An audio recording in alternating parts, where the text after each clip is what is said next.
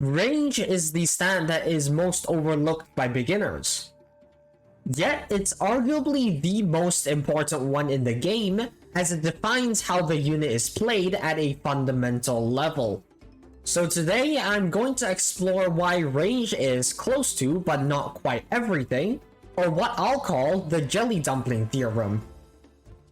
Range, with the assistance of knockback count, single-handedly dictates the role that a unit is supposed to fill and gives us a standard to measure them by. This matters because Pronos usually uses the same few enemies in many stages, and many enemies also have variants with similar ranges. So these ranges are usually what dictates breakpoints. If you can safely outrange and kill an enemy of that range, that's really good. So let's just get to the main point. Why is range close to everything? Like I just said, if a unit barely outranges an enemy, you can use Meatshields to protect them and have them chip away at the enemy's health while staying out of the enemy's range. A technique commonly known as outranging and is one of the most traditional and fundamental approaches to defeating enemies. This is one of the most important considerations when picking units to clear a stage. Let's compare Awakened Ururun and Awakened Urs. Both have the exact same damage, DPS, health, TBA, and almost the same cost, cooldown, and most relevantly for this theorem, range. But Ururun has 450 range, while Urs has 460. So how much do you think a 2% range increase can do? Actually, quite a lot. In particular, the Sloth and Master Abe have between 450 and 460 range, which Urs can counter but Ururun cannot. These are pretty good threats to be able to take care of and is very helpful to have. Urs is also generally safer against most enemies due to the 10 extra range, especially for matchups that they barely outrange, like Otham's Omnistrike. Of course, Urs has Behemoth and Colossus Slayer plus Weaken instead of Knockback, but in general, these two units are quite similar, yet can play quite differently against the same enemy, illustrating how even a tiny increase in range can quite noticeably improve a unit. Generally, you should have a pretty good idea of the range of almost every unit you own, and categorize them into groups, and you should do the same with enemies as well. These will vary from player to player, but here are my categorizations on screen. So just generally pick units from one range group higher than the enemies that you're about to fight, and you're set. You might notice that I split these enemies into more categories than, say, Wiki's classification, especially with regards to melee. See, there are a lot of common peons that lie within the 150 to 200 range. Things like later game Doge variants, Gory variants, Scissoroo SBK, Auto variants, etc. If the unit in question is outranged by the enemy and lacks the buff to tank its hits, then the unit won't be able to land its hits at all. In fact, Awakened Bahamut's 200 range actually matters a lot here, allowing him to outrange and thereby pretty reliably counter these melee enemies, as opposed to something like Supercar, who only has 120 range and is outranged by all of these enemies, necessitating timing to actually land his hits. Which leads me to the namesake of the theorem, Jelly Dumpling. If you've played this game since version 9.1, you've probably heard of and most likely used Slime Cat. Slime is a suicide nuker who has 140 range and 25k damage at level 30 for just 450 cost with a level 5 wave. It also has a measly 1k health, which dies to basically everything. Slime was and still is one of the most dominant units in the history of the game. The skill ceiling was immense, as a few good slime hits can completely alter the course of a battle. 140 range, however, is still point blank, meaning that even against peons like the aforementioned Gories and stronger Doge variants, it will get outranged and killed instantly if not properly timed. Hence, Slime was one of the strongest yet most skill-intensive units in the game, because again, a few slime hits can completely alter the course of a battle, but failing to land a hit means that you will have to wait for a pretty long time until the next one. But wait, why am I even talking about a melee unit? Isn't this the precise antithesis of what I've just been saying? Well, 13.6 rolled around and Slime got a true form. They gave Slime 3 buffs. Plus 5 speed and plus 2 wave level makes Slime easier to slip in and land hits, as well as snipe more enemies. But by far the most important one is plus 40 range from 140 to 180.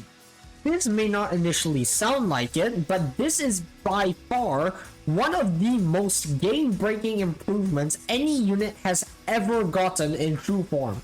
So this pushes Slime out of point blank and into melee. How much difference does this make? So absolutely much. Slime is a unit built on interactions. If you can find an enemy that Slime can safely land hits on, like I keep saying, it can completely alter the course of a battle.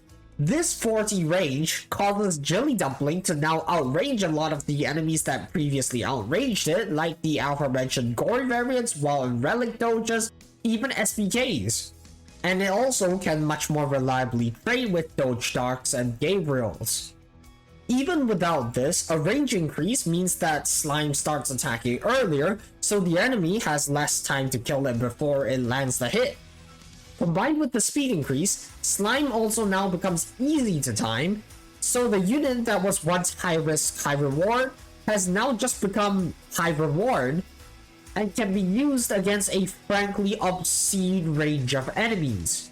Slime, despite its very low standing range, is a perfect example of just how important range is. Generally, a 50 range difference is pretty big. I was just talking about how Slime's 40 range difference is absolutely game-changing, so this shouldn't be that much more of a surprise. But Asiluga's 50 range difference over Cyber is barely noticeable, if at all. So why is that? Well, to borrow an economic term, all stats in this game have diminishing marginal returns.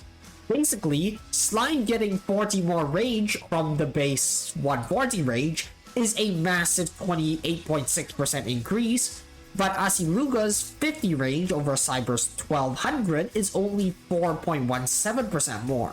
So naturally this is skewed, but that's not the main point here.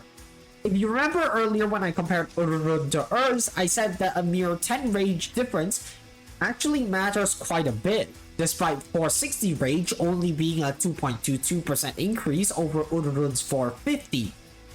So why doesn't Asiluga's 4% more range over Cyber really matter? Well, all stats have diminishing marginal returns, but range is unique in this regard. Range is unique in that its main purpose is to change interactions. I just spent the past 2 points talking about this. So if no interactions change, then what's the difference? There are no new enemies that you would want to slow around the 1200 to 1250 standing range, and even if there were, it would be pretty risky due to Asiluga being one-shot by everything, plus Luga tier recharge and poor uptime on his own. So when it comes to range, remember that the most important factor is matchup. Even so, range is not quite everything. Range alone, without anything else, can't make a unit good. I mean, how many of you have used Nerd or Hacker Cat before evolving it? Not many, I'd imagine. This is due to another inherent property of range. Range, as well as the trio of mobility stats, are support stats in that they are supporting the rest of the unit, not providing any value on its own. I'll actually use the Furnace minecart over in Minecraft as an analogy. In vanilla Minecraft, a Furnace minecart is basically useless. I'd imagine that many of you who play the game don't even know what the Furnace minecart does. A Furnace minecart can burn fuel to move itself, and nothing else.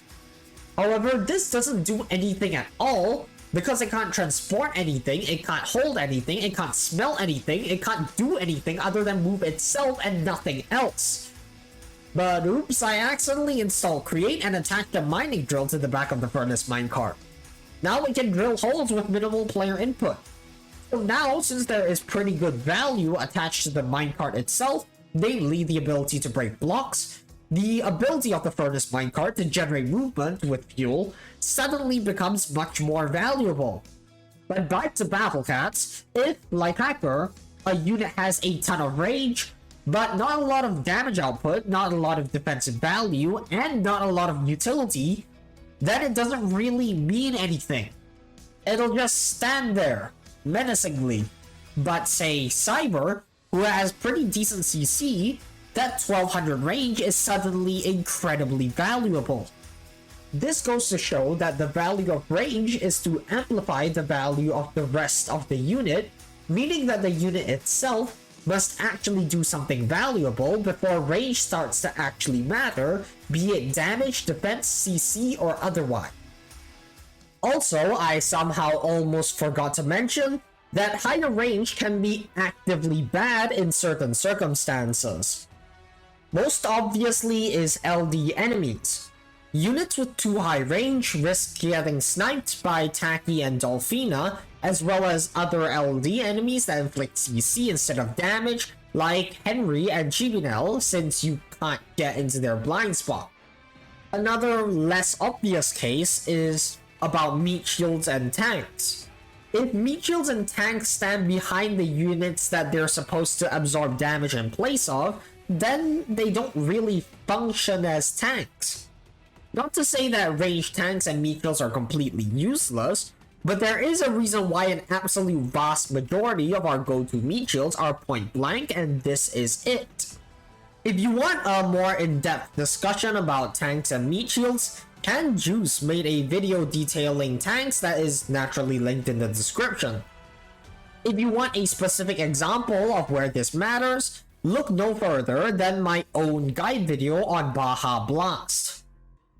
Among the biggest reasons why I chose to use Rice Ball in this stage instead of another Meatshield like say Catalyte is because Shibalian Elite here has 120 range. It sounds pretty insignificant until you realize that Rice Ball and Manic Eraser both have 110 range, which is less than the Shibalian Elite. Meanwhile, units like Manic Mohawk and Catalyte have 140 range, which is more than the Shibalian Elite. This means that when the Shibalian is on the base, which is a pretty common occurrence in this stage, Rice Ball and Razor will stand in front of the base, while Catalyte will stand behind the base. This means that Manic Eraser and Rice Ball can actually defend the base from Shibalian, and potentially Bahamut too, although enemy Bahamut will probably just speed clip straight through. Tanking hits from the Shibalian is still very important too, because base health is a resource in this stage that is very important. And combined with their fast speed, this makes Rice Ball and Eraser my Meatshields of choice for this stage. This kind of interaction is not usually this impactful, but it is surprisingly common, and knowing about it can help you make better use of it. So yeah, that's about all for this video. The importance of range isn't exactly a secret, but I decided to make this video anyway just because. I probably forgot a thing or two considering how all-encompassing range is as a topic. I intentionally left LD and Omnistrike out, as those two deserve their own video, and totally not because I somehow forgot to do so while writing this. But anyway, I hope you enjoyed, and if you have any comments, leave them in the comment section below. As usual, I will read and likely respond to every single one of them. Do check the description and the pinned comment for any corrections I need to make, if there are any. Alright, bye, see you in the next video.